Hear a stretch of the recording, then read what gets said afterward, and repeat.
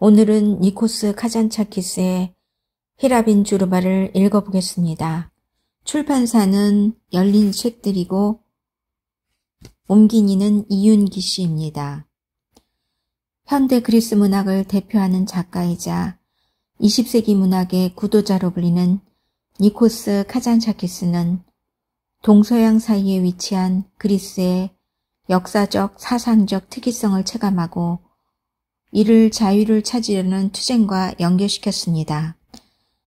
자유에 대한 갈망 외에도 카잔차키스의 삶과 작품에 큰 영향을 준 것은 여행이었는데 유럽과 아시아 쪽을 두루 다녔고 이때 쓴 글을 신문과 잡지에 연재했다가 후에 여행기로 출간하였습니다.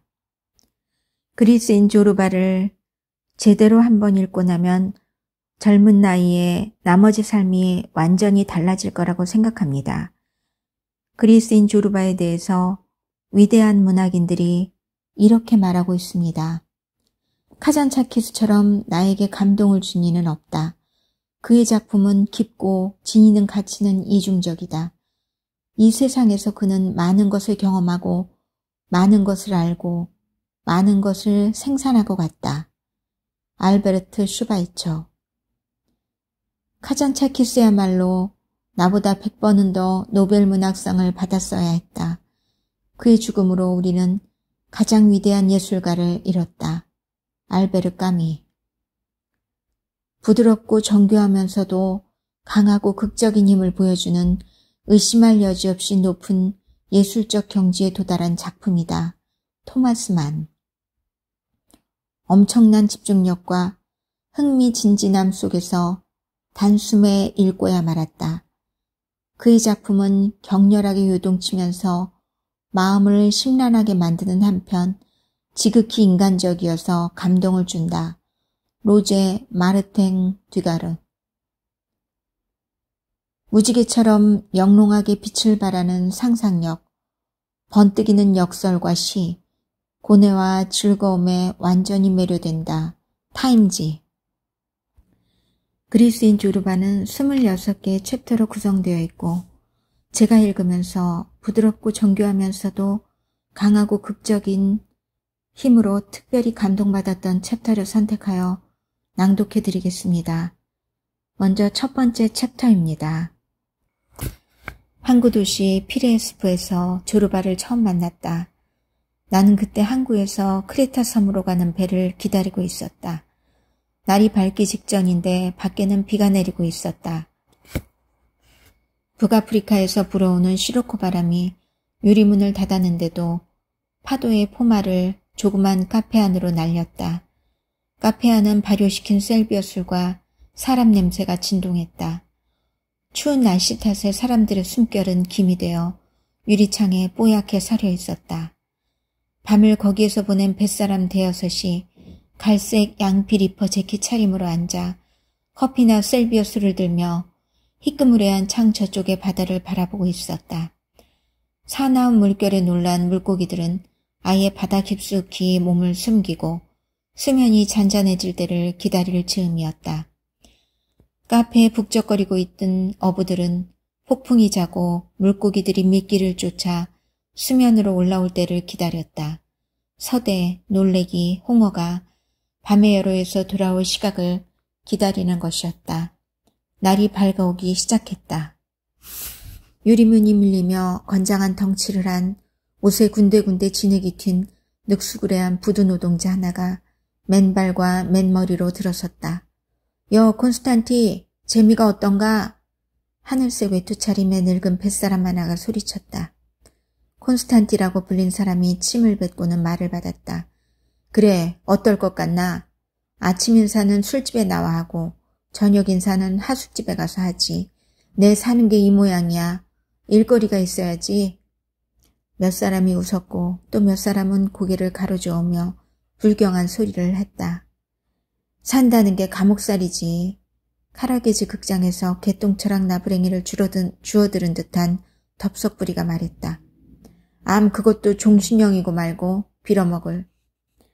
창백하고 푸르스름한 빗줄기가 카페의 지저분한 창문을 뚫고 손이며 콧잔등이며 이마를 비추었다.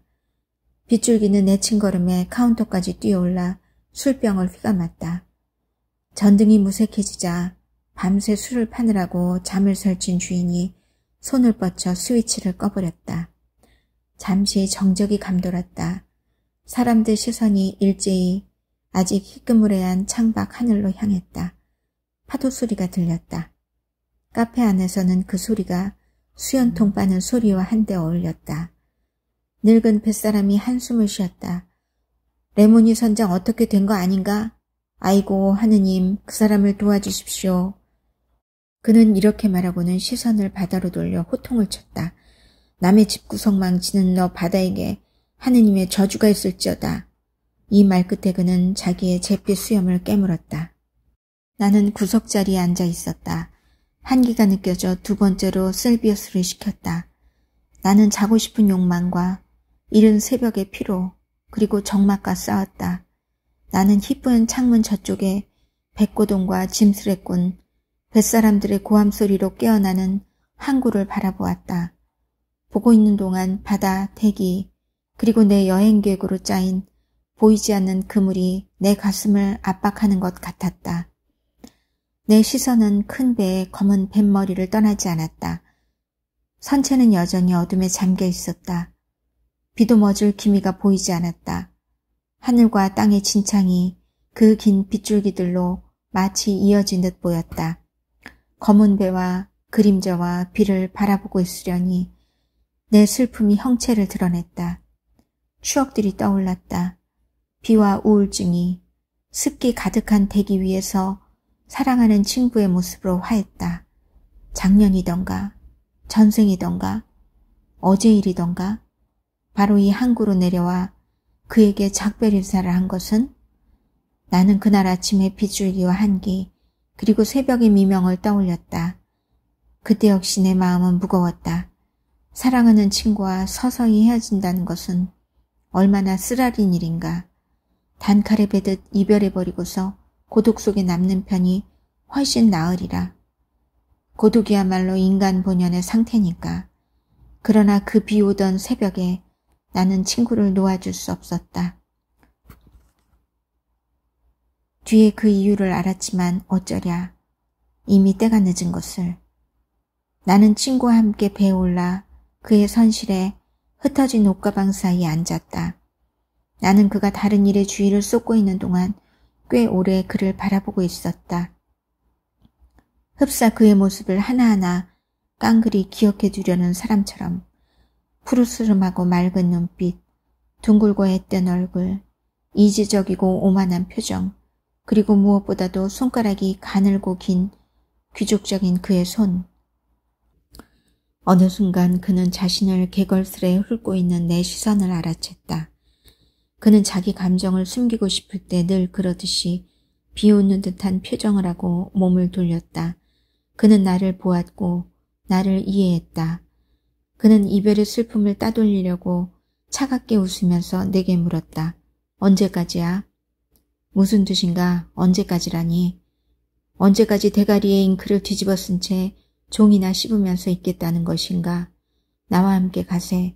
저 멀리 카프카스에 위험에 처한 수많은 동포가 있잖아. 함께 가서 구해주자고.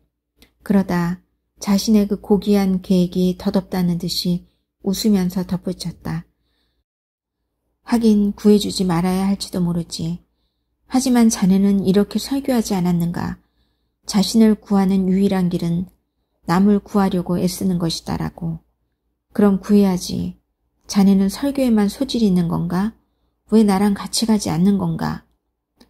나는 대답하지 않았다. 나는 저 동방의 신성한 땅, 신들의 고향, 프로메테우스가 바위에 붙박힌 채 울부짖던 높은 산을 생각했다. 우리 그리스 동포들이 바로 그 바위에 붙박힌 채 울부짖고 있었다. 그들은 또다시 위난에 처해 그리스의 자손들을 향해 울부짖으며 구원을 요청하고 있었다. 나는 그들의 호소를 잠자코 듣고만 있었다. 마치 고통은 한갓 꿈이며 인생은 재미있는 연극이어서 촌놈이나 바보만이 무대로 뛰어올라가 연기에 가담한다는 듯이. 대답을 기다리다 말고 내 친구가 일어섰다. 배가 3번째로 구동을 울렸다. 그가 내게 손을 내밀면서 헛소리로 제 감정을 가렸다. 다시 보세, 이 책벌레야. 그의 목소리는 떨리고 있었다. 자기 감정을 다스리지 못한다는 게 창피한 노릇인 줄은 그 친구도 알고 있었다. 그에게 눈물, 다정한 말, 주체하지 못하는 몸짓. 흔한 친밀감의 표현은 남자가 할 짓이 아니었다. 서로를 좋아했지만 우리는 살가운 말을 나눈 적이 없었다. 우리는 짐승처럼 장난을 치며 서로를 할퀴었다. 친구는 이지적이고 냉소적인 문명인이었고 나는 야만인이었다. 그는 자신을 통제하면서 모든 감정을 미소 하나로 뭉쳐버렸다.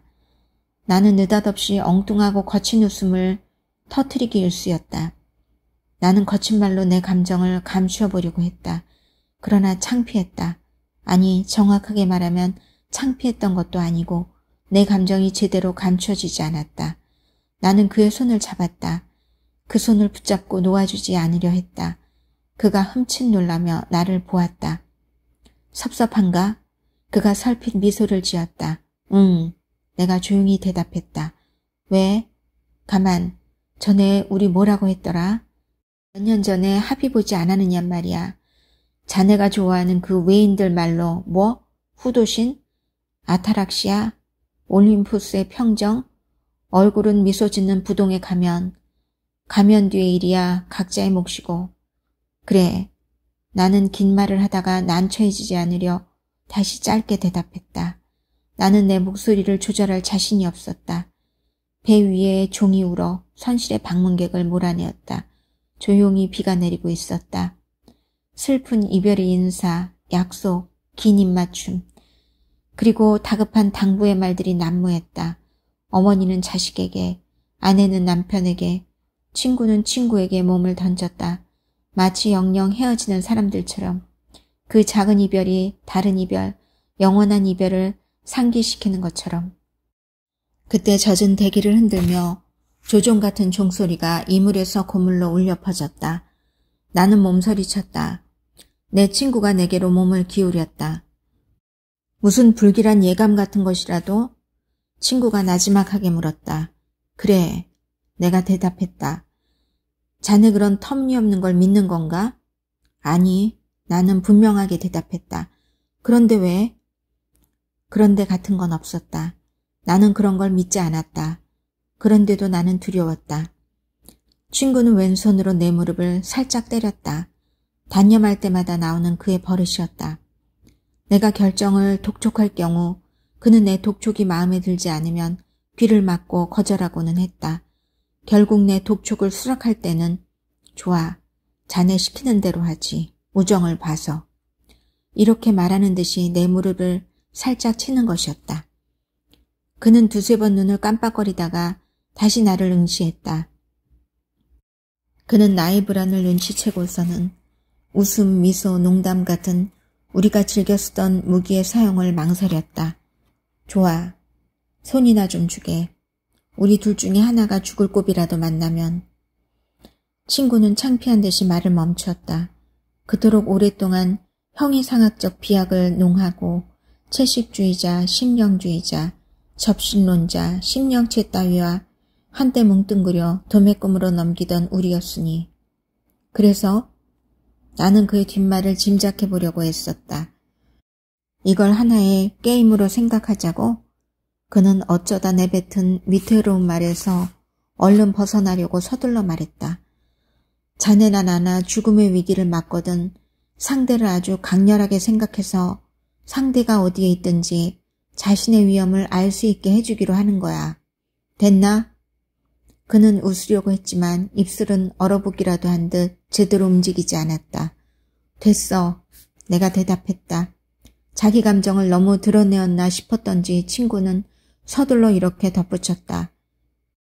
물론 텔레파시 같은 건 눈꽃만큼도 믿지 않지만 괜찮아. 나는 더듬거렸다. 그렇게 하세. 좋아, 그럼 그렇게 하기로 하자고. 됐나? 됐어. 내가 대답했다. 이게 우리가 나눈 마지막 대화였다. 우리는 묵묵히 서로의 손을 잡았다. 뜨겁게 얽혔던 손가락들이 갑자기 풀어졌다. 나는 뒤를 돌아보지 않고 쫓기는 듯이 빠른 걸음으로 걸었다. 나는 마지막으로 한 번만이라도 그를 돌아보고 싶었지만 꾹 참았다. 뒤를 돌아보지 마. 앞으로만 가는 거다. 나는 자신을 타일렀다. 인간의 영혼은 육체라는 뻘 속에 갇혀 있어서 무디고 둔한 것이다. 영혼의 지각 능력이란 조잡하고 불확실한 법이다. 그래서 영혼은 아무것도 분명하고 확실하게는 예언할 수 없다. 짐작이라도 할 수 있었다면 우리 이별은 얼마나 다른 것일 수 있었을까. 주위가 점점 밝아졌다. 두 아침이 한데 뒤섞였다. 사랑하는 친구의 모습을 훨씬 선명하게 떠올릴 수 있었다.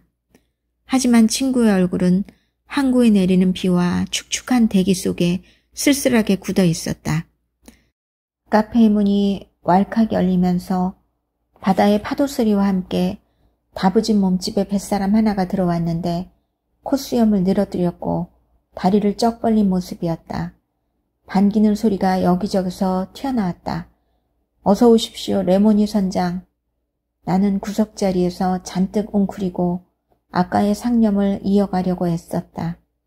그러나 내 친구의 얼굴은 이내 빗속으로 사라진 다음이었다.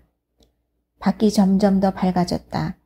묵뚝뚝하고 표정이 근엄한 레모니 선장은 호박 묵주를 꺼내어 알갱이를 세며 기도를 드렸다. 나는 그쪽을 보지 않고 듣지 않으려고 했으며 쓰러져가는 친구의 모습을 조금이라도 더 떠올리려고 했다. 그 친구가 나를 책벌레라고 불렀을 때 불쑥 솟아오르던 그 분노의 순간으로 돌아갈 수 있다면 당시 내가 영위하고 있던 삶에 대한 나의 모든 역겨운 감정이 그 말로 형상화되었다.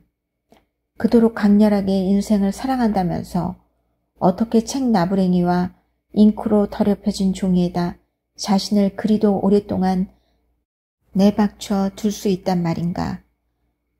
그 이별의 날 내 친구는 내가 나 자신을 적나라하게 볼 수 있게 해준 셈이었다. 속이 후련했다. 병통을 알았으니 이제는 쉬 정복할 수 있으리라. 이제 그것은 모호하지도 막연하지도 않았다. 이름과 형태가 있으니 그에 맞서 싸우기도 훨씬 수월할 터였다. 그의 말이 내 내부에서 조용히 자라났던 모양이다. 나는 종이 나부랭이를 팽개치고 행동하는 인생으로 뛰어들 구실을 찾게 되었다. 나의 문장 한가운데 그 한심한 벌레가 떡하니 버티고 있는 것이 너무도 싫었다. 한 달쯤 전에 내가 바라던 기회가 왔다. 나는 바다를 사이에 두고 리비아와 마주보는 크레타 해안에 폐광이 된 갈탄광 한 자리를 임차했다. 이제 책벌레 족속들과는 거리가 먼 노동자, 농부 같은 단순한 사람들과 새 삶을 살기로 한 것이다. 나는 이 여행이 신비로운 의미를 갖는 것이기나 한 듯이 들뜬 마음으로 떠날 채비를 했다. 나는 내 삶의 양식을 바꾸기로 결심했다. 나는 속으로 이렇게 말했다. 이제껏 너는 그 그림자만 보고서도 만족하고 있었지? 자, 이제 내 너를 실체 앞으로 데려갈 테다. 마침내 나는 준비를 마쳤다.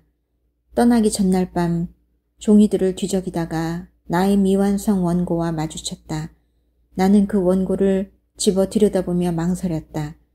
2년간 내 존재의 심연에서는 하나의 욕망, 하늘의 씨앗이 태동해왔다. 나는 내 내부를 파먹으며 익어가고 있는 그 씨앗을 내 장부로 느껴왔다. 씨앗은 자라면서 움직이기 시작하더니 밖으로 나오려고 내 몸의 벽을 발길질을 시작했다. 내게 그것을 파괴할 용기는 더 이상 없었다. 그럴 수가 없었다. 정신적인 낙태는 시기를 놓친 것이다. 원고 뭉치를 들고 망설이던 나는 문득 허공 중에서 친구가 미소 짓고 있는 것이 느껴졌다. 냉소와 사랑이 동시에 느껴지는 웃음이었다. 가져가겠어. 나는 아픈 데가 찔린 듯 말했다. 가져갈 거라고. 그렇게 웃을 거 없어. 나는 아기를 쌓듯이 조심스럽게 그 원고를 포장하여 다른 짐 속에 넣었다. 레모니 선장의 그윽하면서도 묵뚝뚝한 소리가 내게까지 들렸다. 나는 귀를 기울였다. 그는 폭풍이 몰아칠 때 카이크 배의 마스트로 기어올라 돛을 핥았다는 바다의 요정 이야기를 하고 있었다. 흐물흐물하고 끈적끈적해. 바다의 요정 말이오. 그놈들을 손으로 잡으면 손에 불이 붙어요. 그 손으로 내 수염을 쓰다듬었더니 어둠 속에서 마치 악마 수염처럼 번쩍거립디다. 암튼 바닷물이 내 카이크 선을 덮치고 화물인 석탄을 흠뻑 적셔 놓습디다. 배가 잠길 지경이 된 거요. 카이크 선이 기울어지지 않겠어요? 그러다 그 순간 하느님이 손을 쓰셨답니다. 벼락을 보내주신 거지요. 해치가 부서져 나가면서 석탄도 쓸려 나갔어요. 바다가 석탄 범벅이 됐지. 배는 가벼워지면서 자세를 바로잡고 우리는 살아나게 된 거지요. 다시는 이런 일이 없어야지. 나는 주머니에서 단테 문고판 내 여행의 동반자를 꺼내들었다. 그러고는 파이프에 불을 붙이고 벽에 기대어 편안하게 앉았다. 나는 한순간 망설였다. 어디를 읽는다? 지옥편에 불타오르는 역청? 연옥편에 정화하는 불길? 아니면 인간의 희망이 최고의 감정 기준이 되는 대목으로 바로 들어가? 나에겐 선택권이 있었다. 문고판 단테를 손에 들고 나는 자유를 즐겼다. 아침 일찍 오르는 단테의 시행이 하루 전체에 그 리듬을 부여하게 될 터였다. 시행을 결정하려고 이 강력한 시편으로 고개를 숙였지만 미처 그럴 틈이 없었다. 갑자기 심상치 않은 느낌이 들어 고개를 들었다. 어쩐지 두 개의 눈동자가 내 정수리를 꿰뚫어 오고 있는 듯한 느낌이었다. 나는 내 뒤에 있는 유리문 뒤쪽으로 휙 돌아다 보았다.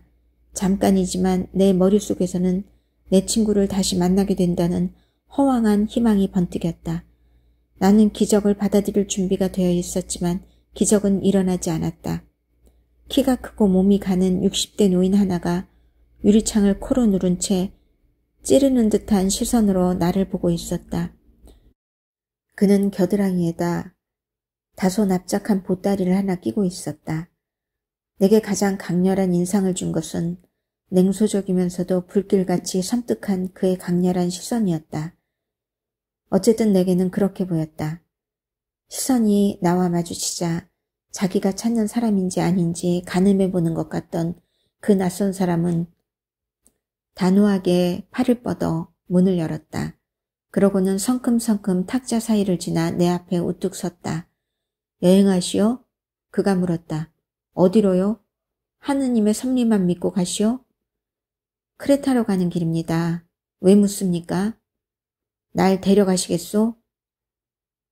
나는 주의 깊게 그를 뜯어보았다. 움푹 들어간 뺨, 튼튼한 턱, 튀어나온 광대뼈, 잿빛 고수머리에다 눈동자가 밝고 예리했다. 왜요? 함께 무슨 일을 할 수 있어서요? 그가 어깨를 으쓱해 보이고는 왜요? 못마땅하다는 듯이 소리쳤다. 그러고는 덧붙였다. 왜요가 없으면 아무 짓도 못하는 건가요? 가령 하고 싶어서 한다면 안 됩니까? 자, 까짓것 날 요리사라고 치쇼. 난 수프를 만들 수 있어요. 당신이 들어보지도 못한 수프, 생각도 못해본 수프. 나는 웃음을 터뜨렸다. 그의 공갈 비슷한 태도와 격렬한 말투가 우선 마음에 들었다. 스프 이야기도 마음에 들었다. 멀고 쓸쓸한 해안으로 그 헌털뱅이 같은 친구를 데려가는 것도 나쁘지는 않겠다는 생각이 들었다. 스프를 얻어먹고 이야기만 들어도 그는 세상을 적잖게 돌아다닌 이를테면 뱃사람 신드바드와 비슷한 유형인 것 같았다. 마음에 들었다. 무슨 생각을 하시오? 그가 스스럼 없이 물으며 큰 머리통을 흔들었다.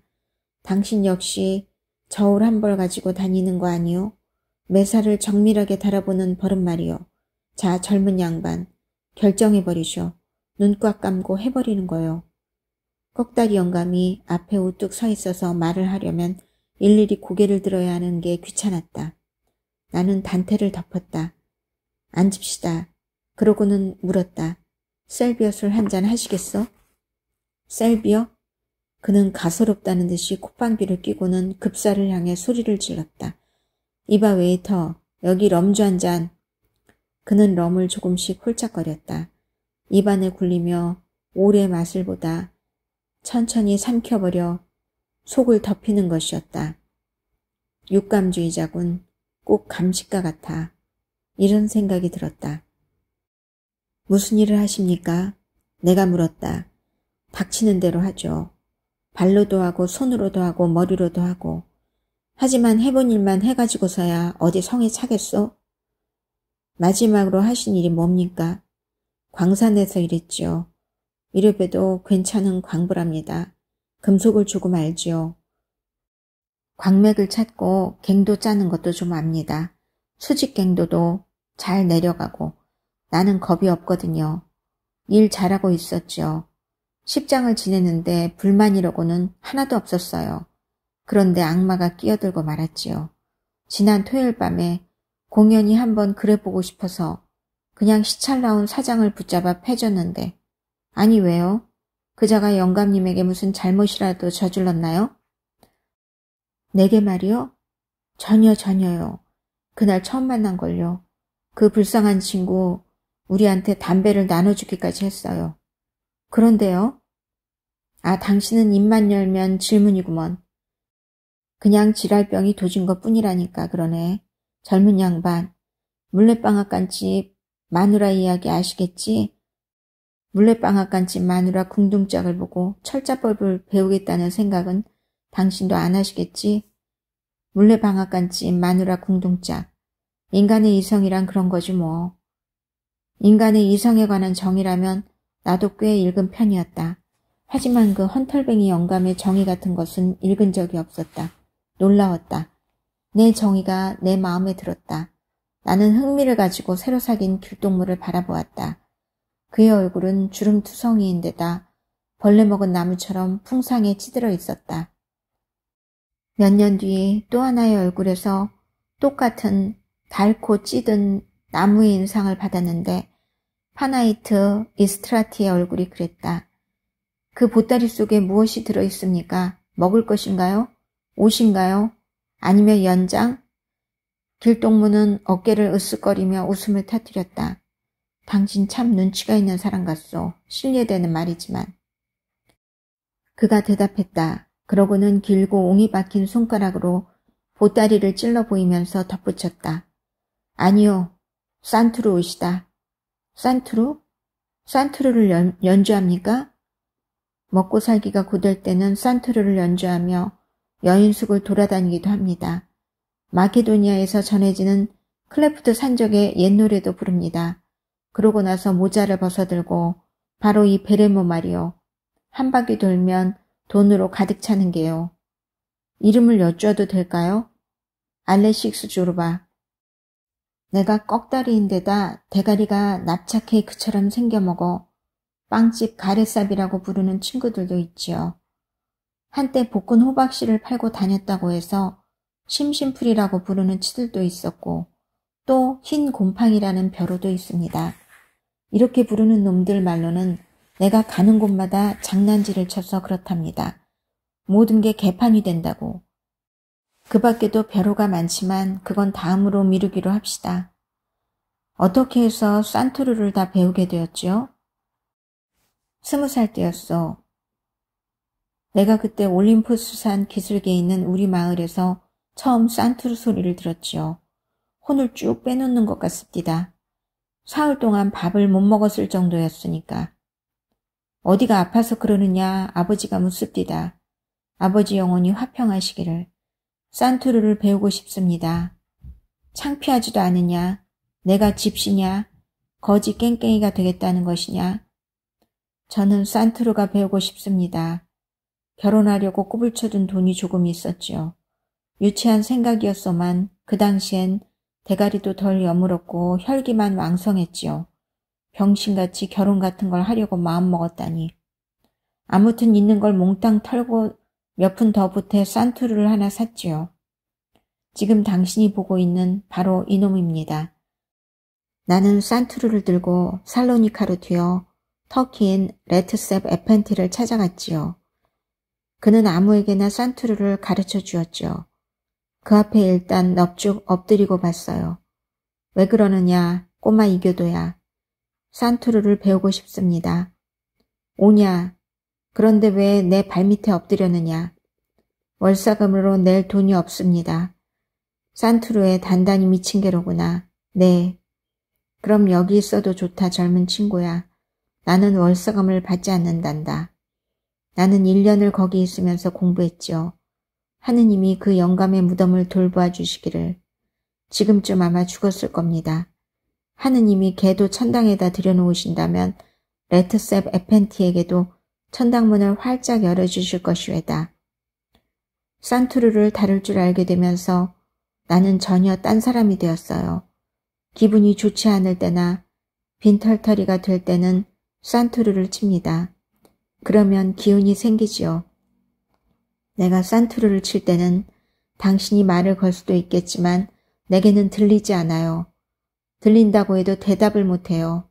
하려고 해도 안 돼. 할 수가 없어. 그 이유가 무엇이죠, 조르바? 이런 모르시는군. 정렬이라는 것이죠. 바로 그게 정렬이라는 것이죠. 문이 열렸다. 바닷소리가 다시 카페로 쏟아져 들어왔다. 손발이 얼고 있었다. 나는 구석으로 깊숙이 몸을 웅크리고는 외투로 몸을 감쌌다. 나는 그 순간의 행복을 음미했다. 꼭 어디로 가야 하나? 여기도 괜찮은데. 이 순간이 오래 계속되었으면. 나는 이런 생각을 하면서 앞에 앉은 사나이를 보았다. 그의 시선이 내게 박혀 있었다. 동공이 까만 그의 눈은 작고 둥글었으며 흰자 위에는 빨갛게 핏발이 서 있었다. 그의 눈은 나를 꿰뚫고 구석구석 뒤지는 것 같았다. 그래서요. 이야기 계속하시지요. 내가 채근했다. 조르바가 다시 뼈대가 굵은 어깨를 들었다 놓고는 내뱉듯이 말했다. 그만둡시다. 담배 한 대 주시겠소? 담배를 한 개피 뽑아주었다. 그는 주머니에서 부싯돌 라이터를 꺼내 불을 댕겼다. 그러고는 느긋한 표정으로 눈을 반쯤 감았다. 결혼했습니까? 나는 뭐 사내 아닌 줄 아쇼? 그는 역정을 내며 말했다. 나도 사내라고. 즉 눈깔이 멀었단 말이지. 나보다 먼저 살고 간 사람들처럼 나도 개골창에 대가리를 쳐박고 떨어진 겁니다. 결혼했죠. 그러고는 쭉 내리막길을 걸었어요. 가장이 되고 집을 짓고 새끼들도 까고 그 골치덩어리들을 말이오. 하지만 산투르 덕분에 이렇게 근심 걱정을 잊으려고 산투르를 치셨던 게로군요. 이것 보쇼. 보아하니 당신은 악기 하나 만지지 못하는 모양이군. 대체 무슨 소리를 하고 있는 거요? 집구석에 들어가면 있는 건 근심 걱정뿐. 마누라가 그렇고 새끼들이 그렇지 않소? 무엇을 먹을까? 무엇을 입을까? 장차 이러다 우리는 어찌 될까? 이런 젠장. 이래서는 안 돼요. 산투르를 치려면 환경이 좋아야 해요. 마음이 깨끗해야 하는 거예요.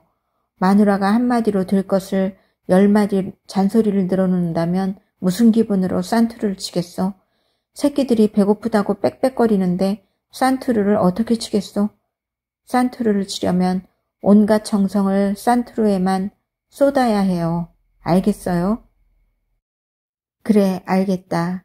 조르바야말로 내가 오랫동안 찾아다녔으나 만날 수 없었던 바로 그 사람이었다.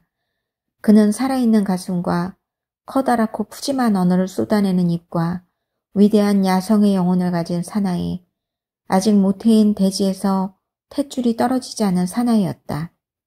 언어, 예술, 사랑, 순수성, 정열의 의미는 이 노동자가 짓거린 가장 단순한 인간의 말로 내게 분명히 전해져 왔다.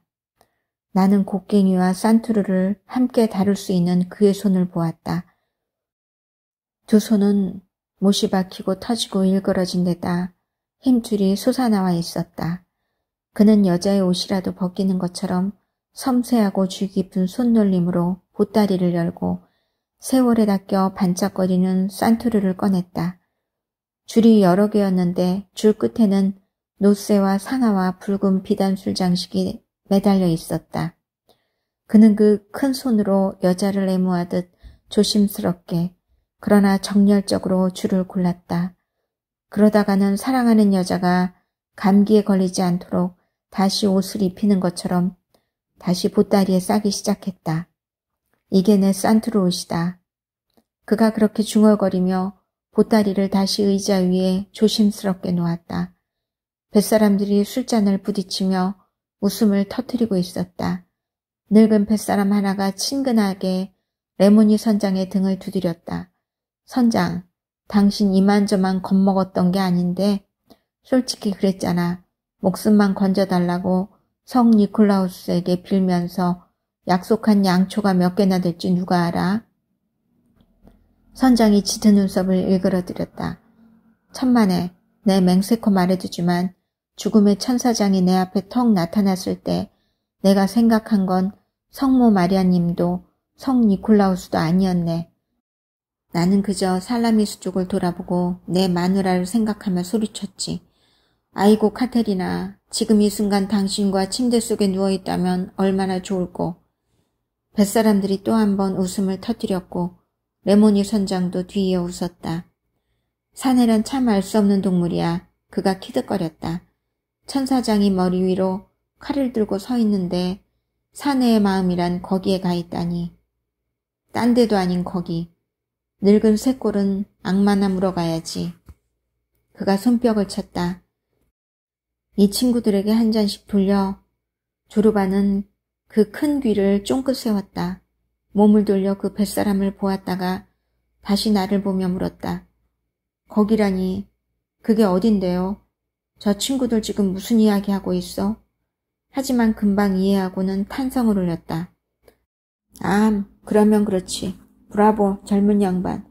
저 뱃놈들 뭘 좀 아네. 밤낮으로 죽을 고비를 넘겨서 그런가? 그가 한 차례 그 큰 주먹을 공중에다 휘두르고는 말을 이었다. 참, 마누라 거기야 뱃놈들 사정이고 우리는 우리 일이나 의논합시다.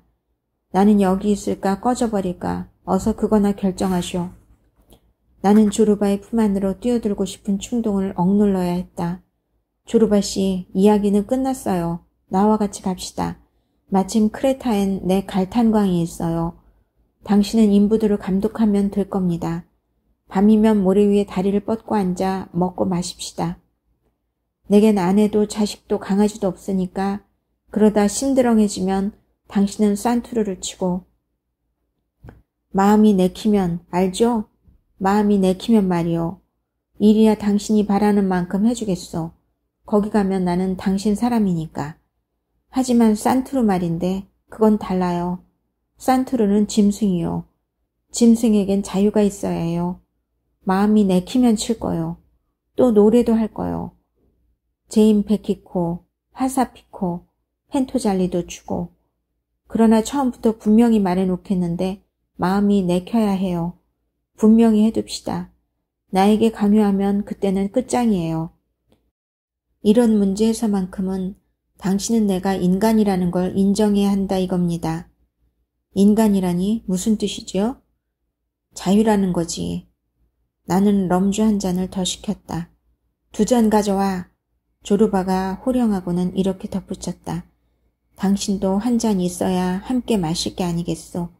셀비어 술과 럼주는 상대가 될 수 없는 일 아니오. 당신도 럼주를 마셔야 우리 계약의 효력이 발생하는 겁니다. 우리는 잔을 부딪혔다. 마침 아침이 완전히 밝아 있었다. 배는 고동을 울렸다. 내 짐을 실은 거룻배 사공이 내게 손짓했다. 하느님의 가호가 우리와 함께 하시기를. 자, 갑시다. 내가 일어서며 소리쳤다. 하느님뿐만 아니라 악마도. 조르바가 조용히 덧붙였다. 그는 몸을 굽혀 산투를 집어 옆구리에 끼고는 문을 열고 먼저 나섰다. 2번째 챕터입니다. 바다, 가을의 따사로움, 빛에 씻긴 섬, 영원한 나신, 그리스 위에 투명한 너울처럼 내리는 상쾌한 비. 나는 생각했다. 죽기 전에 에게해를 여행할 행운을 누리는 사람에게 복이 있다고. 여자, 과일, 이상. 이 세상의 기쁨은 얼마든지 있다. 그러나 이렇게 따사로운 가을날 작은 섬들의 이름을 하나하나 읊으며 바다를 헤쳐나가는 것만큼 사람의 마음을 쉬 천국에다 데려다 놓는 기쁨은 없다. 다른 어느 곳도 이렇게 쉽게 사람의 마음을 현실에서 꿈의 세계로 옮겨놓지는 못한다. 꿈과 현실의 구획은 사라지고 아무리 낡은 배의 마스트에서도 가지가 뻗고 과물이 익는다.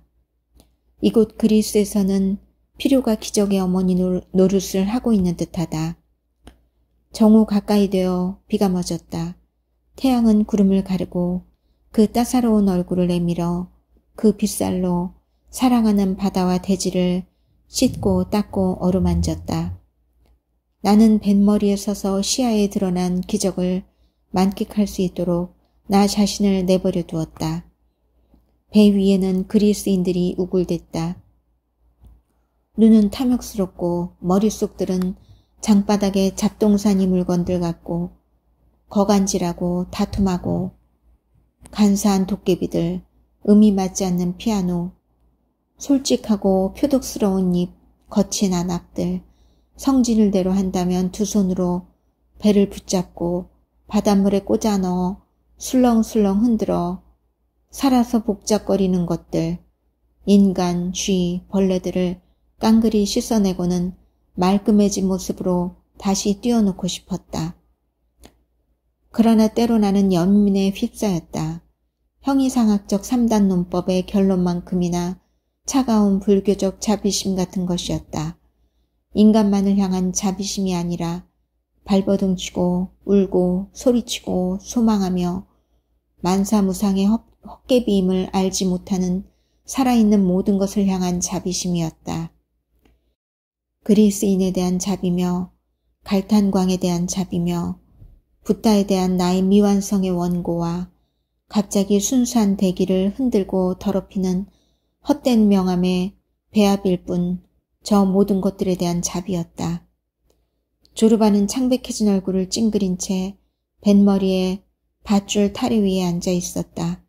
그는 레몬 하나를 들고 냄새를 맡으며 그 큰 귀로 국왕과 크레타 출신 정치가 베니첼로스를 놓고 옥신각신하는 승객들의 이야기를 듣고 있었다.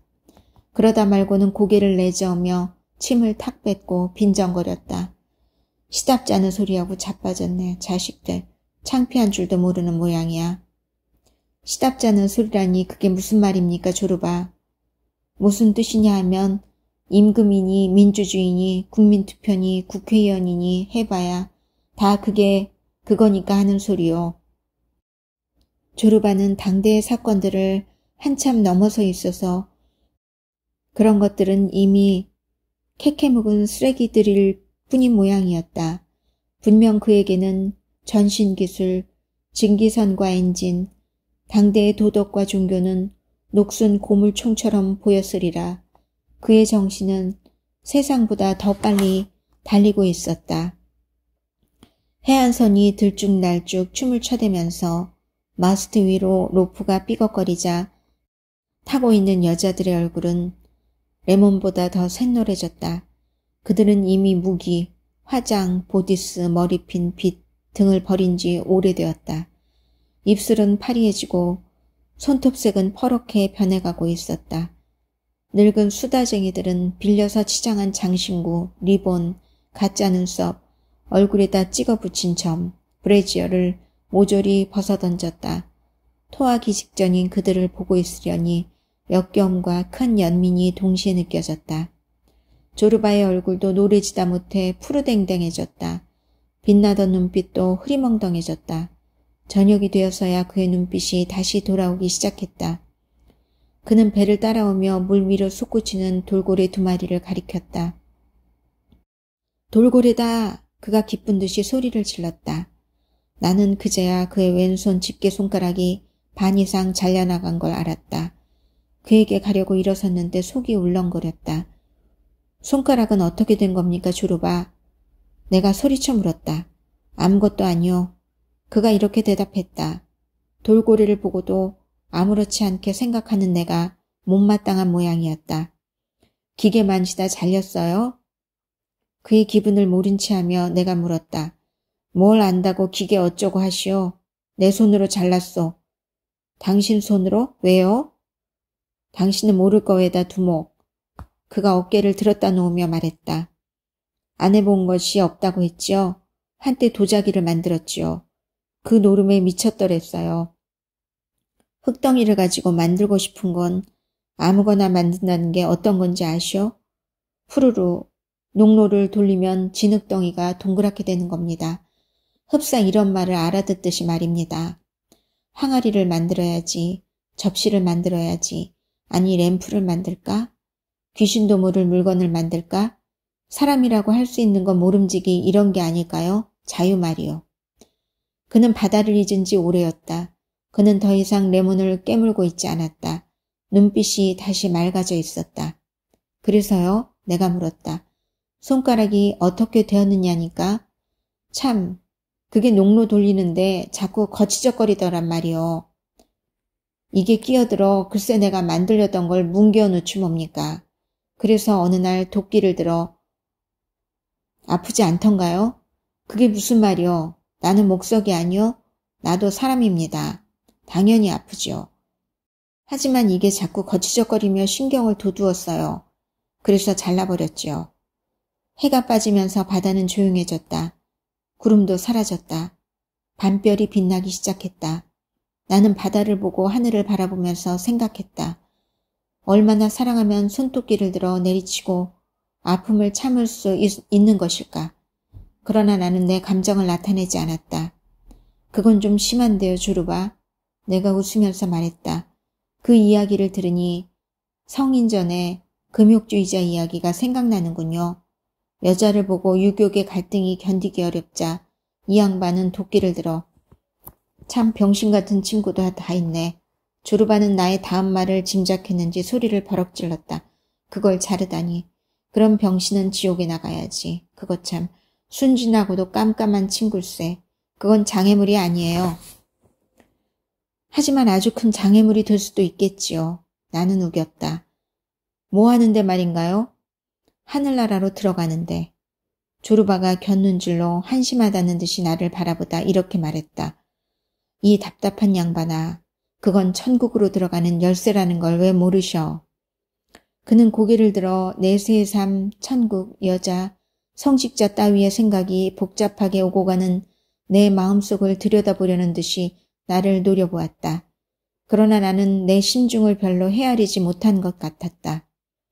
그래서 그랬는지 그 커다란 잿빛 머리를 설레설레 흔들었다.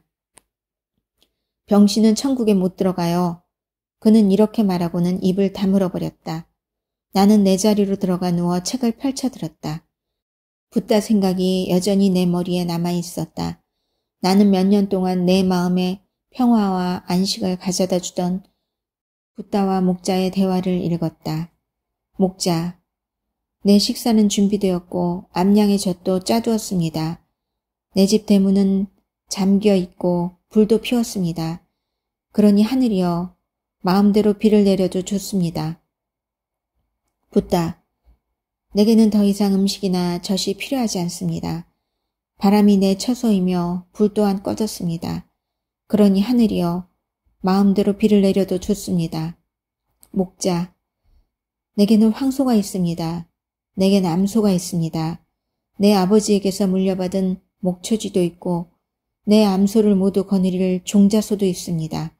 그러니 하늘이여 마음대로 비를 내려도 좋습니다. 붓다, 내게는 황소도 암소도 목초지도 없습니다. 내겐 아무것도 없습니다. 나는 아무것도 두렵지 않습니다. 그러니 하늘이여 마음대로 비를 내려도 좋습니다. 목자, 내게는 말 잘 듣고 부지런한 양치기 여자가 있습니다. 오래전부터 이 여자는 내 아내였습니다. 밤에 아내를 희롱하는 나는 행복합니다.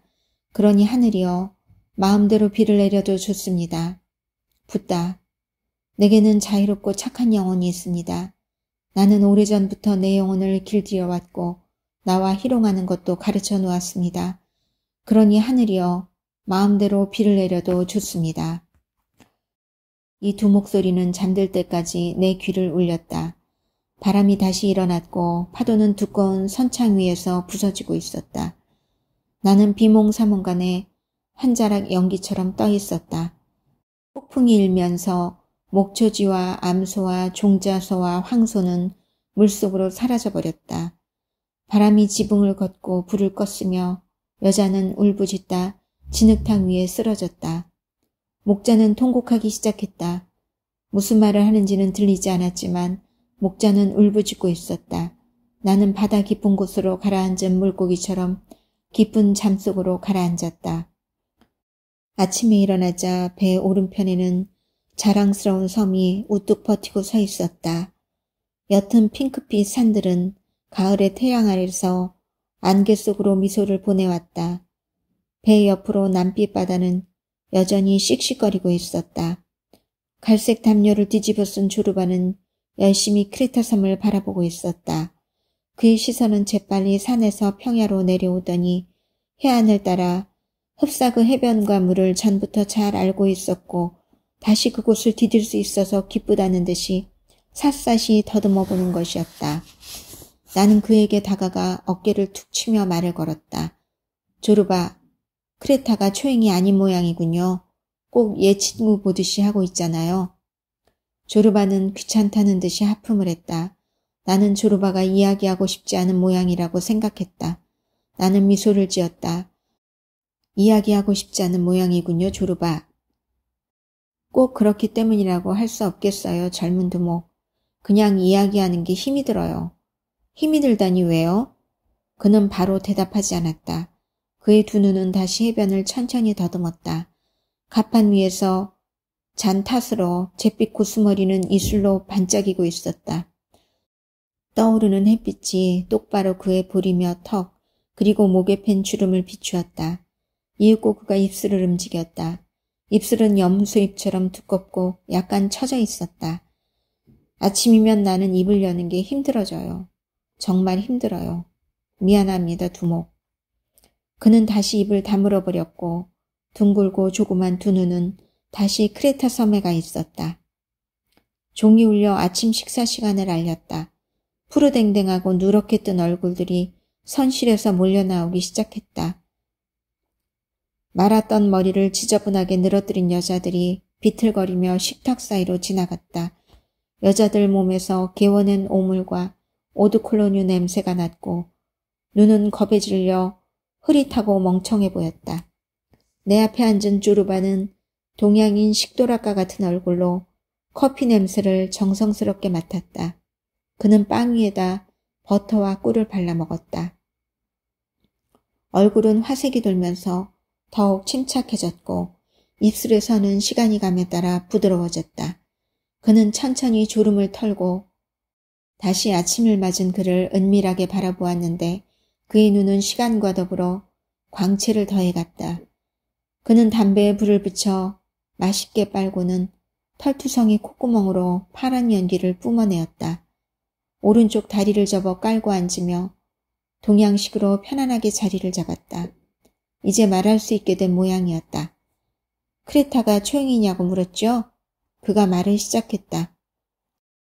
그는 눈을 반쯤 감고 선창을 통해 우리 뒤로 사라지고 있는 이다산을 바라보고 있었다. 아니오시다. 초행이 아니오시다. 1896년에 나는 벌써 클 대로 다 커버렸지요. 수염과 머리털은 까마귀처럼 새까만 것이 아주 색이 제대로였지요. 이빨도 32개 고스란히 다 있었고 술이 취하면 먼저 전체 요리, 그 다음 본 요리 이렇게 싹싹 해치웠어요. 그래요. 아주 잘 지냈죠. 그런데 악마가 회방을 시작했습니다. 크레타에 혁명이 일어난 거예요. 그중 나는 행상을 하고 다녔죠. 마케도니아의 이 마을 저 마을을 떠돌아다니며 자파를 팔고는 돈 대신 치즈, 양모, 토끼, 옥수수 같은 걸 받았지요. 다 팔고 나면 곱장사는 되더군요. 마을엔 언제나 어둑해진 다음에 들어갑니다. 어디서 자야 할지 물론 잘 알죠. 마을이 있으면 참한 과부는 있기 마련입니다. 하느님, 과부를 축복해 줍시사. 나는 과부에게 실 한 탈에 빗이나 스카프 한 장을 줍니다. 물론 과부가 쓸 거니까 검은 색깔이죠. 그리고는 데리고 자지요. 돈 들 리가 없잖아요. 정말 몇 푼 안 들이고 좋은 세월을 보냈어요. 하지만 조금 전에 말씀드렸다시피 악마가 난장판을 만들어버린 겁니다. 크레타가 다시 총을 들게 되었죠. 나는 이렇게 말했어요. 크레타의 운명 같은 건 쥐나무로 가라지. 경칠놈의 크레타가 왜 우릴 평화롭게 내버려두지 못한담? 나는 팔던 자파를 치워놓고는 총을 들고 크레타 반란군에 가담했지요. 조르바는 입을 다물었다. 우리는 모래사장에 있는 조용한 만을 끼고 선회하고 있었다. 물결은 부서짐 없이 잔잔하게 펼쳐져서 해안을 따라 가느다란 거품띠를 남겨놓을 뿐이었다. 구름이 갈라진 후 태양이 쏟아지고 있어서 크레타 섬의 거친 윤곽이 뚜렷이 나타났다. 조르바가 고개를 돌려 어이없다는 얼굴로 나를 바라보았다. 두목, 내가 무슨 이야기를 하려는지 아시오? 터키 놈들의 목을 얼마나 자르고 터키인들의 귀를 얼마나 술에다 절였는지. 이건 크레타의 풍수비오만 뭐 그런 이야기인 줄 아시겠지만 천만에요. 그 이야기는 아니요. 하고 싶지 않아. 창피하니까. 무슨 놈의 미친 지랄병이 우리에게 도지는 걸까요? 오늘 같은 날 약간 제정신이 든 김에 나 자신에게 물어봤어요. 도대체 무슨 지랄병이 도죠 우리에게 아무 짓도 안 한 놈들을 덮쳐 물어뜯고 코를 도려내고 귀를 잘라내고 창자를 후벼내는 걸까요? 그러면서도 항상 전능하신 하느님 저희를 도우소서 이러지. 전능하신 하느님이 달려나가 사람들의 귀와 코를 도려내고 작살내버리기를 바란다는 소리요 뭐요. 그렇지만 당신도 알다시피 그때는 내 피가 뜨거웠어요. 도무지 왜라든지 어째서 같은 걸 생각해 볼 수가 없었으니까요. 사물을 제대로 보고 생각하려면 나이 처먹어 분별이 좀 생기고 이빨도 좀 빠져야 합니다. 이빨 하나 없는 늙은이라면 안 돼 얘들아 깨물면 못 써 하고 소리치기 쉽습니다. 그러나 이빨 32개가 말짱할 때는 사람이란 젊을 동안은 아주 야수 같은가 봐요. 그래요 두목. 사람 잡아먹는 야수 말이요. 그는 고개를 절레절레 흔들었다. 그래요. 젊은 것들은 양도 처먹고 닭도 처먹고 돼지도 처먹습니다. 그러나 사람을 처먹지 않으면 배가 차지 않는다는군요. 그는 담배꽁초를 커피 접시에다 처박으며 말을 이었다. 안 차지. 배가 안 차고 말고.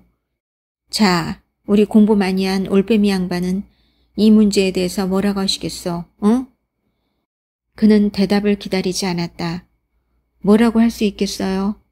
그는 나를 가늠해보며 말을 이었다. 내가 보기에는 두목은 배고파 본 적도 죽여본 적도 훔쳐본 적도 가늠해본 적도 없는 것 같은데 그래가지고서야 어떻게 세상 돌아가는 꼴을 알 수 있겠어요. 당신 머리는 순진하고 살갗은 햇볕에 타보지도 않았어요. 그는 노골적으로 무시하고 있었다. 나는 내 섬유약한 손과 창백한 얼굴, 피투성이가 되어 진창을 굴러보지 못한 내 인생이 부끄러웠다. 괜찮아요. 조르바는 행주질을 하듯이 그 큰 손으로 식탁위를 휙 쓸었다. 괜찮아요. 하지만 당신에게 묻고 싶은 게 한 가지 있어. 당신은 수백 권의 책을 읽었을 테니까 아마 해답을 알고 있을 거요. 말해보세요, 조르바. 묻고 싶은 게 뭐지요? 두목. 여기 기적 비슷한 게 일어나고 있었습니다. 참 웃기는 기적이어서 기가 막힐 지경이요.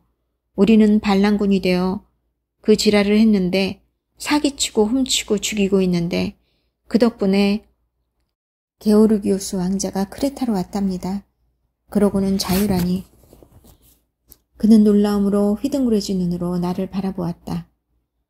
참 신기한 일입니다. 신기해도 예사로 신기한 일이 아니란 말입니다. 결과적으로 우리가 이 더러운 놈의 세상에서 자유를 누리고 싶으면 살인을 저지르고 사기를 치고 해야 한다는 이야기 아닙니까? 말이 났으니 말이지 내가 죽이고 사기친 이야기를 다 한다면 두목.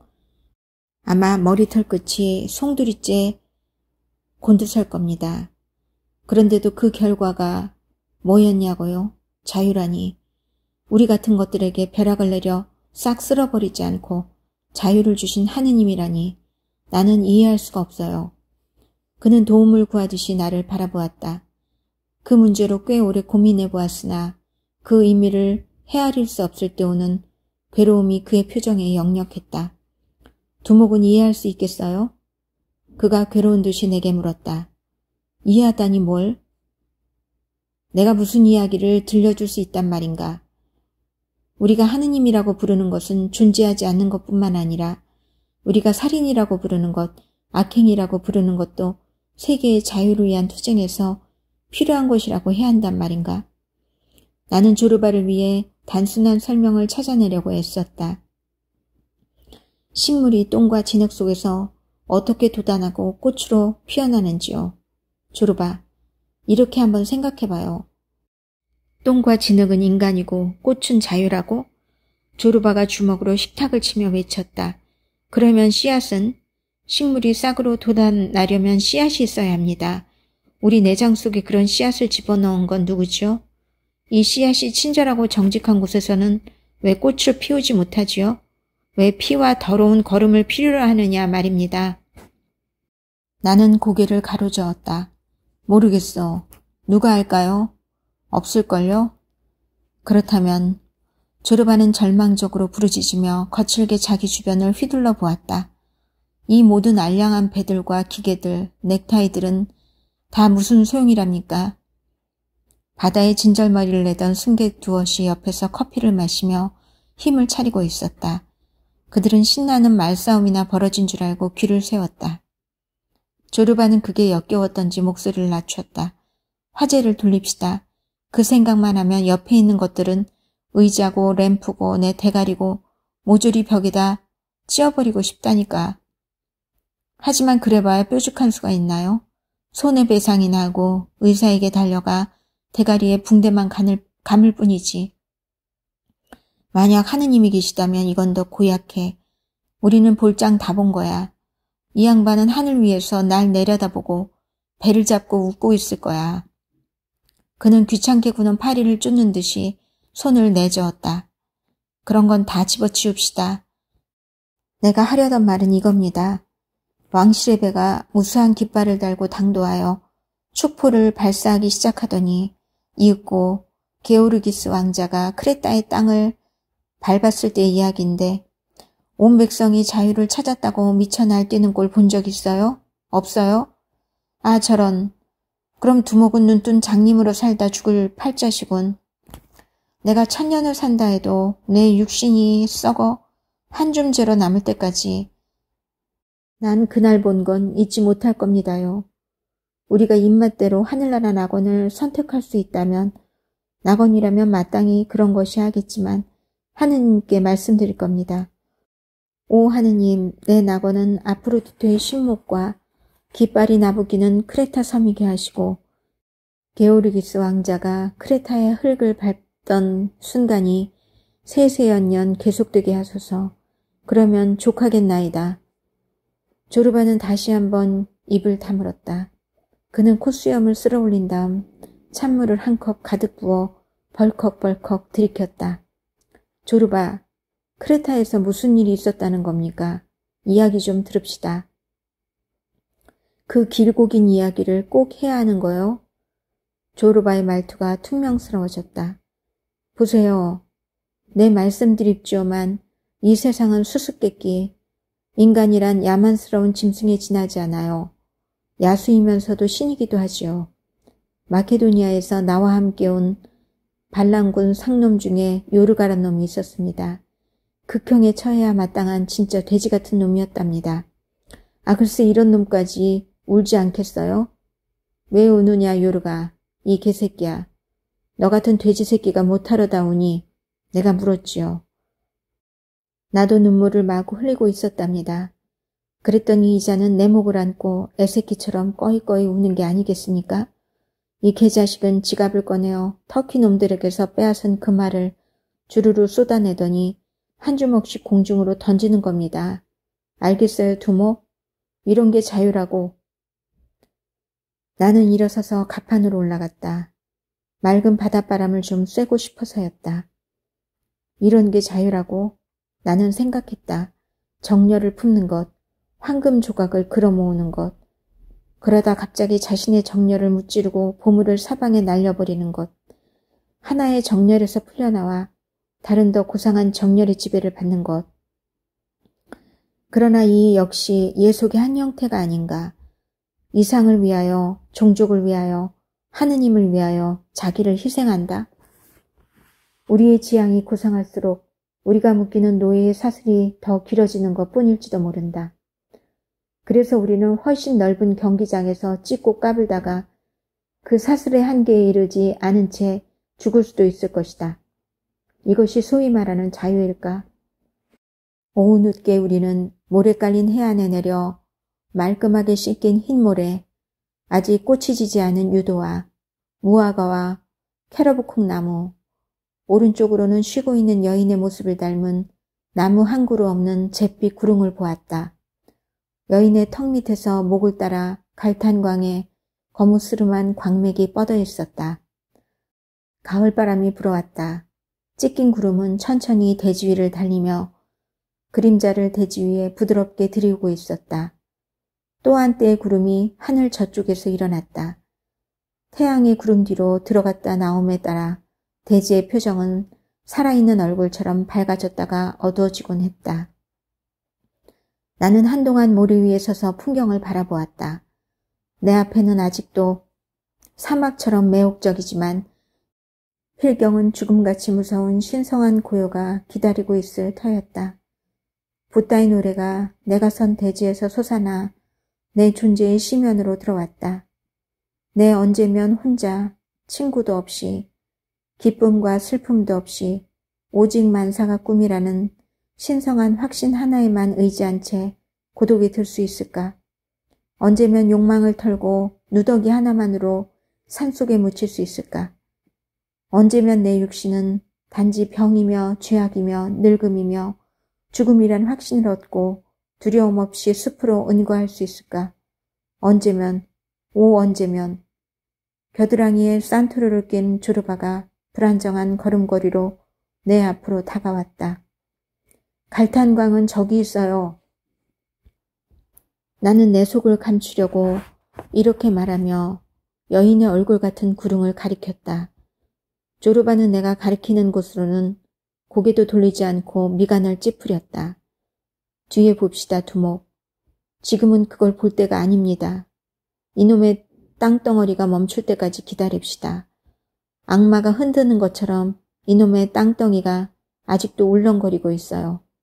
아직 가판에 서 있는 기분이라니까요. 마을로 들어가고 봅시다. 이 말과 함께 그는 성큼성큼 발걸음을 떼어놓았다. 멀미를 숨기자니 하기야 그 수밖에 없긴 했다. 아랍인처럼 얼굴이 갈색으로 익은 맨발의 꼬마 둘이 달려와 보따리를 받았다. 덩치가 우람한 세관원은 세관 막사에서 수연통을 빨고 있었다. 그는 파란 눈 한 귀퉁이로 우리를 째려보면서 대수롭지 않게 가방을 힐끔 보고는 일어서려는 듯이 의자를 삐걱거렸다. 그러나 일어서는 것도 그로서는 적지 않은 수고였다. 그는 천천히 수연통을 집으며 졸린 듯한 목소리로 말했다. 잘 오셨소. 꼬마 둘 중 하나가 내게 다가왔다. 꼬마는 올리브처럼 까만 눈으로 윙크하고 나서 수작을 걸었다. 크레타 사람이 아니래요. 아주 게을러 빠졌으니까. 크레타 사람은 게을러 빠지지 않았니? 크레타 사람은 네, 크레타 사람도 게을러요. 크레타 꼬마가 대답하고는 한마디 덧붙였다. 하지만 식이 달라요. 마을은 뭐니? 총 쏘면 맞을 거리예요. 보세요.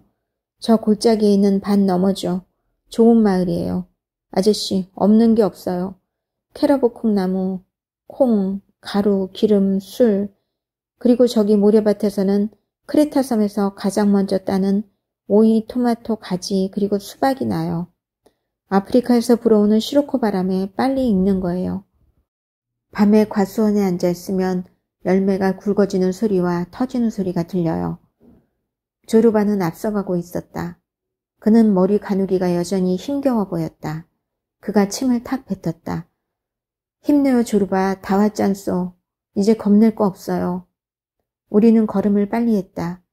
흙에는 모래와 조개 껍데기가 섞여 있었고 위석류, 야생무화과, 갈대, 현삼 등이 여기저기 자라고 있었다. 날씨는 무더웠고 구름은 아래로 내리깔리고 있었으며 바람은 자기 시작했다. 우리는 나이를 먹어 속에 구멍이 생기며 뒤틀리기 시작한 거대한 무화과 나무 옆을 지났다. 꼬마 중 하나가 걸음을 멈추고 턱 끝으로 그 고목을 가리켰다. 우리 젊은 아가씨의 무화과 나무예요. 꼬마가 말했다. 나는 놀랐다. 크레타의 땅에 있는 것이면 돌뿌리 하나, 나무 한 그루도 비극의 역사를 지니고 있을 것 같아서였다. 우리 젊은 아가씨라니 어쩌다 그런 이름이 붙었을까? 우리 할머니 때 이야기래요. 어느 지주의 딸이 목동을 사랑했대요. 하지만 아가씨의 아버지가 어디 목동의 말을 들어준대요. 젊은 아가씨는 울며 불며 사정했대요. 그래도 늙은 아버지는 꿈쩍도 하지 않았죠. 어느 날 밤 이 두 사람이 사라졌어요. 영감님만 빼고 온 마을 사람들이 다 찾아 나서 하루, 이틀, 사흘, 일주일을 찾았지만 못 찾았대요. 그런데 냄새가 나기 시작했죠. 사람들이 냄새를 따라가 봤더니 두 사람이 꼭 부둥켜 안고 이 나무 밑에서 썩어가고 있었다지 않아요? 아셨죠? 냄새를 따라가서 찾았다지 뭐예요? 꼬마가 웃음을 터뜨렸다. 이제 마을의 소음이 들려왔다. 개가 짖기 시작했고 여자들의 새된 말소리와 날씨의 변화를 알리는 닭 우는 소리도 들려왔다. 라키술 다리는 솥에서 나온 포도향기도 바람에 실려왔다. 마을에 다 왔어요. 꼬마가 소리치며 먼저 달렸다. 모래 언덕을 돌자 작은 마을이 눈에 들어왔다. 흡사 계곡의 사면을 기어오르고 있는 모양이었다. 백회로 칠한 테라스가 있는 나지막한 집들이 다닥다닥 쌓여 있었다. 열린 창문들이 어두운 점박이를 만들고 있어서 마치 집들이 바위 사이에 낀 흰 해골들처럼 보였다. 내가 조르바를 따라잡았다. 그러고는 당부했다. 조르바, 행동거지를 조심합시다. 마을로 들어가니까. 마을 사람들이 우리를 깔보지 못하게 말이오.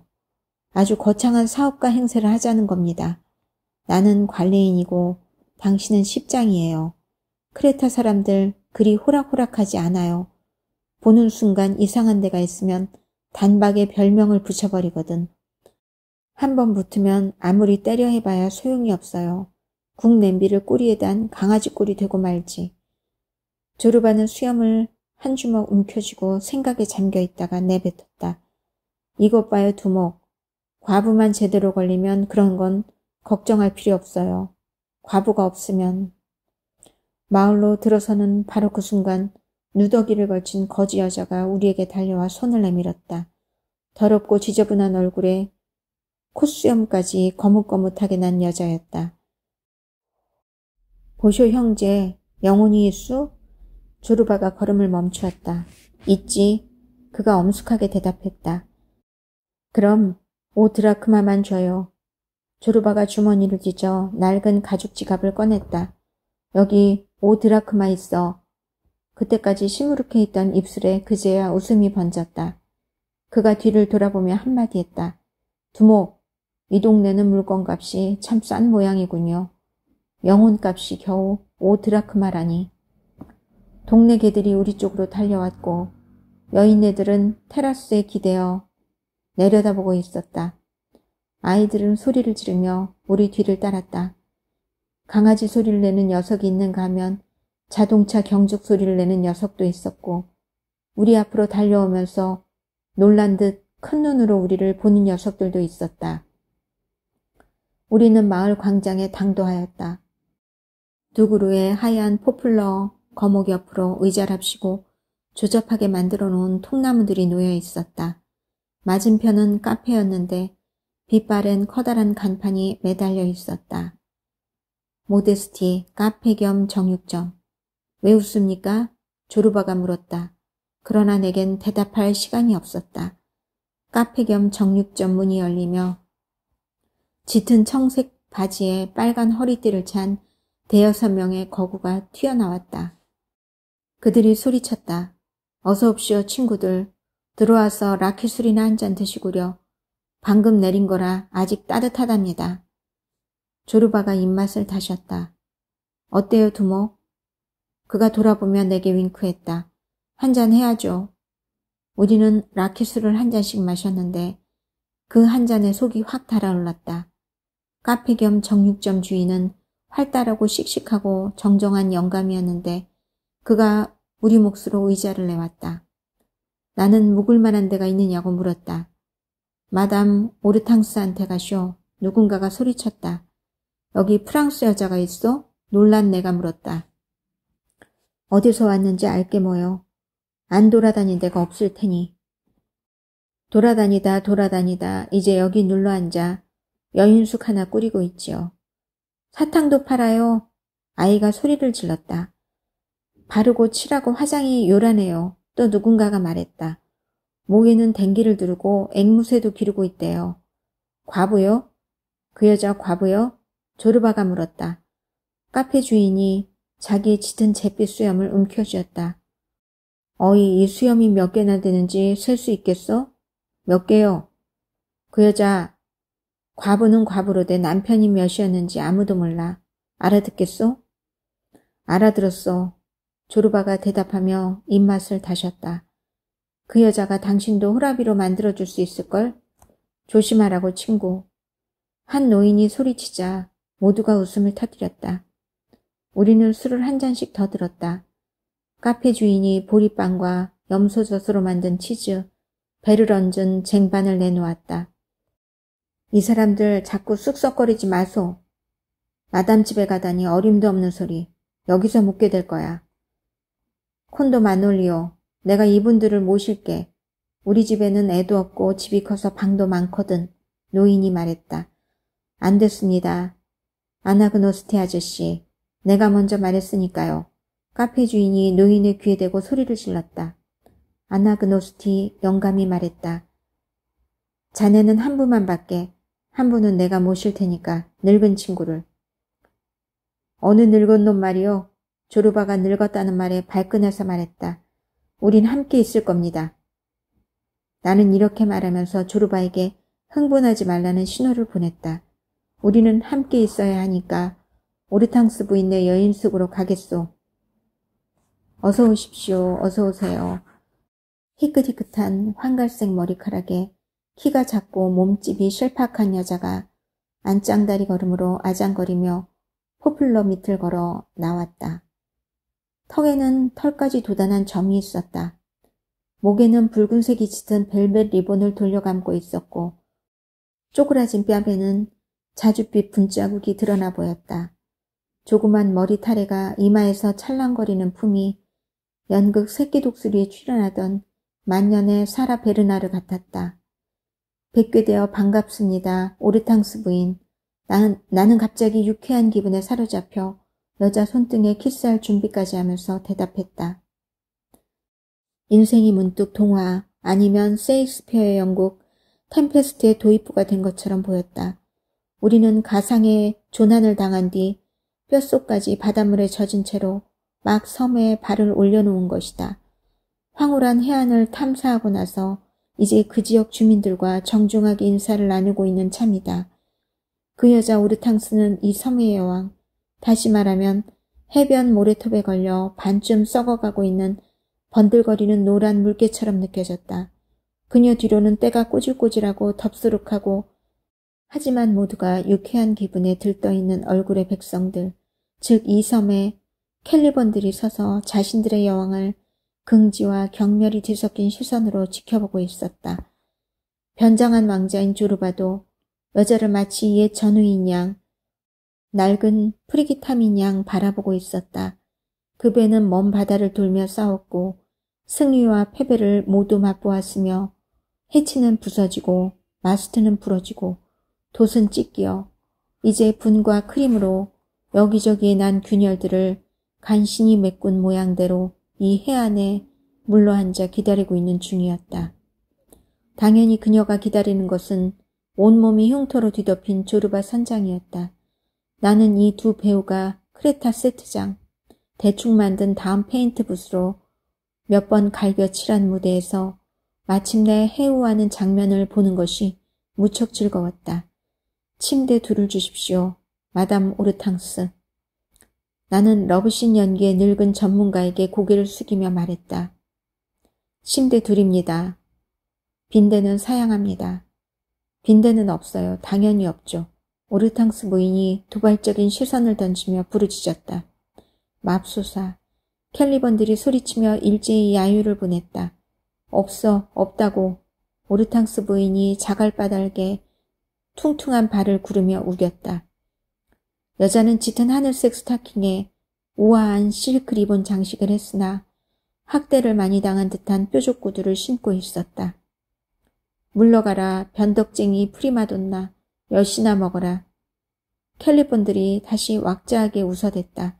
그러나 오르탕스 부인은 사뭇 미험 있는 자태로 이미 앞서 걸으며 우리에게 길을 내어주었다. 분과 싸구려 비누 냄새가 났다. 조르바는 뒤를 따르며 벌써 탐욕스러운 눈길로 뒷모습을 감상하고 있었다. 그가 속삭였다. 두목, 저것 좀 보쇼. 저 잡년이 궁둥이를 흔드는 것 좀 봐요. 삐뚤삐뚤. 꼬랑지에 기름이 잔뜩 오른 암양 같군 그래. 굵직한 빗방울이 두어 방울 떨어졌다. 하늘에 구름이 뒤덮였다. 산 너머 푸르스름한 번개가 내리쳤다. 하얀 양피 케이프를 둘러쓴 젊은 처녀들은 양과 염소를 목초지에서 집으로 서둘러 몰았다. 여자들은 부엌 앞에 쭈그리고 앉아 저녁 불씨를 도두었다. 조르바는 실룩거리는 오르탕스 부인의 엉덩이에서 눈을 떼지 않고 수염만 쥐어뜯다가 갑자기 한숨을 쉬고는 웅얼거렸다. 아이고, 산다는 게 뭔지 저 잡년이 끝내 사람 속을 뒤집어 놓네요.